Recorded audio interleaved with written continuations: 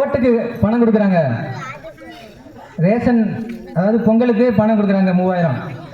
இதுக்கு முன்னாடி வந்து நாம பொங்கல் பண்டிகையை பணம் கொடுத்து தான், இப்படி அரசாங்கம் பணம் கொடுத்து தான் நம்ம வந்து கொண்டாடணுமா?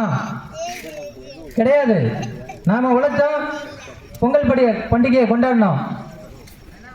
பணம் என்பது இந்த பாருங்க, இந்த பணம் என்பது ஒரு காகிதம். அரசாங்கம் ஒரு மதிப்பு கொடுத்துருக்கு இந்த பணத்துக்கு, அவ்வளவுதான். அது மதிப்பு இல்லைன்னு சொல்லிடுச்சுன்னா இது வெற்று காகிதம்.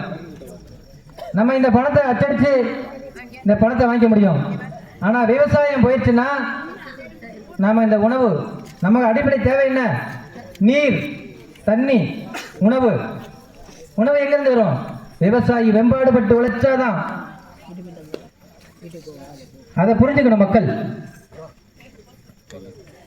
வெனிசுலாங்கிற இந்த நாட்டில் பணக்கட்டு ரோட்டு மேலே குப்பை குப்பையாக கிடக்கு. அதான் யாருமே மதிக்கல. அவ்வளோ பணம் இருந்தோம். ஏன்?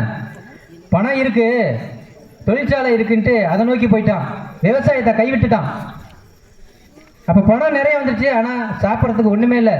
அந்த ஊரில் இருக்க எலி எல்லாத்தையும், நாய், பூனை எல்லாத்தையும் கொண்டு சாப்பிட்டு இன்னும் பசிக்குது இன்னும் அலைஞ்சிட்டு இருக்காங்க. அந்த மாதிரி ஒரு நிலைமை இங்கே வரணுமா?